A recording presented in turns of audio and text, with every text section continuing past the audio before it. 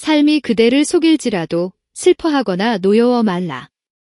이 시는 러시아 문학의 아버지라 불리는 알렉산드르 푸시킨의 시 중에서 우리에게 가장 널리 알려진 작품인데요.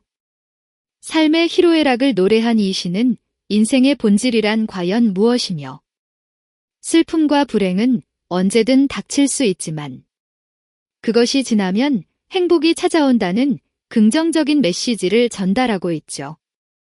이 시를 쓴 푸시킨 역시 명문 귀족 출신으로 유복한 어린 시절을 보냈지만 그의 청년 시절의 삶은 그리 평탄하지만은 않았는데요. 프랑스 문학과 영국 문학이 대세였던 당시 서구사회에서 러시아 문학의 기틀을 세우고 수많은 후대 문학가들에게 영감을 주었던 그가 놀랍게도 아프리카에서 온 흑인 노예의 자손이라는 사실 혹시 알고 계셨나요? 푸시킨의 초상화를 보면 러시아인답지 않은 가무잡잡한 피부와 곱슬머리, 그리고 풍성한 구레나룻에서 상당히 이국적인 분위기를 느낄 수 있는데요. 그는 1799년 러시아 모스크바의 한 부유한 가문에서 태어났습니다. 그의 아버지 세르게이 푸시킨은 유서 깊은 귀족 관료 출신이었고 어머니 나제즈다는 표트르 대제의 충신이던 아브람 가니발 장군의 손녀였는데요. 아브람 가니발은 원래 아프리카 카메룬 지역의 족장 아들로 무슬림 노예 상인들에게 납치되어 오스만 제국으로 끌려왔죠. 그 무렵 표트르 대제는 쓸만한 아프리카 노예를 구하고 있었는데 그러던 중 러시아 대사의 눈에 들어온 아이가 바로 아브람 가니발이었고 결국 그는 러시아까지 끌려오는 신세가 됩니다.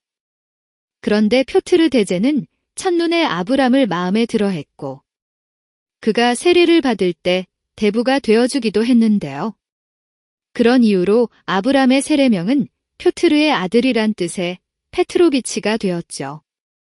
이후 아브람은 표트르 대제의 후원으로 프랑스에서 교육을 받았으며 당시 파리에 수많은 학자들과 교류했는데요. 그중 볼테르로부터 계몽주의의 검은 별이란 찬사를 받기도 했습니다. 이런 아브람의 학문적 재능은 표트르 대제의 귀에도 들어갔고 그 결과 아브람은 노예 신분에서 면천되며 러시아 귀족으로 당당히 자리 잡게 되죠. 그 후 독일 귀족 가문의 크리스티나 레지나 세베르크와 결혼하여 총 10명의 아이를 낳았으며 그중 오시프란 아들이 자라서 딸 나제즈다를 낳는데요. 그녀가 바로 푸시킨의 어머니입니다. 즉, 이 초상화에 나온 푸시킨의 외모는 모계에서 이어받은 것으로 이 때문에 푸시킨은 명문가 자제임에도 귀족사회에서 멸시를 받았죠.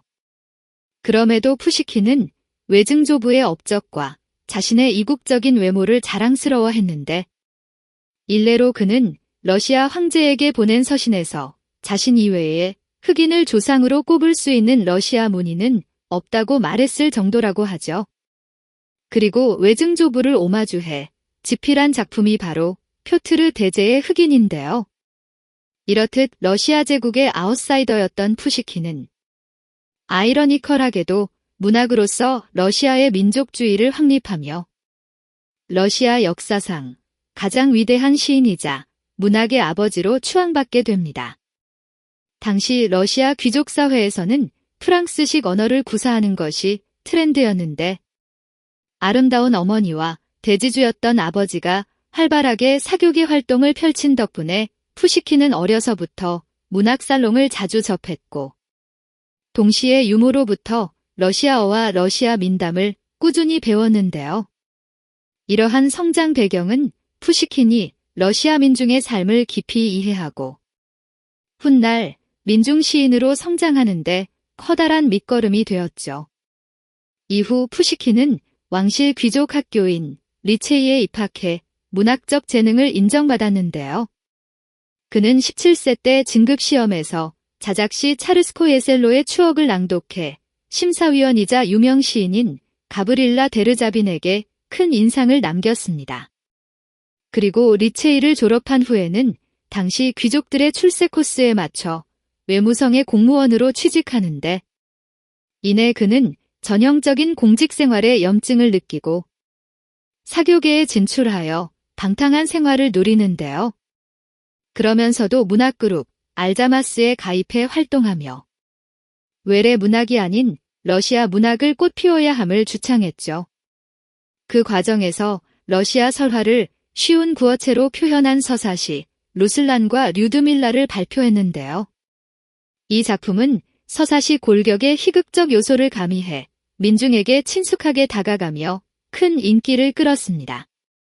아울러 푸시킨은 혁명적 자유주의자들과 교류하며 제정 러시아를 비판하는 시 자유의 찬가를 발표했는데 이로 말미암아 황제의 노여움을 사며 변방으로 좌천되고 말죠. 그럼에도 푸시킨은 좌절하지 않고 크림반도 일대를 여행하며 낭만주의 사상에 매료됐고 이에 영감을 받아 틈틈이 작품 활동을 펼쳤는데요.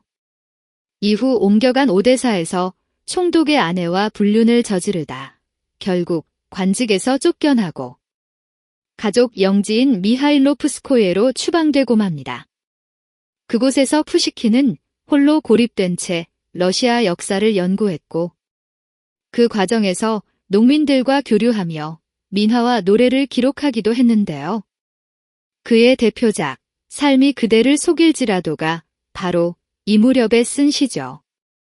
그 사이 푸시킨과 친분있던 자유주의자들은 니콜라이 1세의 제정에 항거하여 데카브리스트의 난을 일으키다 숙청되고 반면 푸시킨은 수도에서 멀리 떨어진 남부에 유배된 까닭에 어부지리로 사면되며 모스크바의 국가기록 보관소에서 일하게 되는데 하지만 이미 위험인물로 낙인 찍힌 그는 모든 작품 활동에서 황제의 검열을 받아야 했습니다. 그런 상황에서도 푸시킨은 꿋꿋하게 작품 활동을 이어갔는데요. 이 시기 그가 집필한 작품이 바로 희곡, 모차르트와 살리에리이며 이는 훗날 영화 아마데우스의 모티브가 되었죠.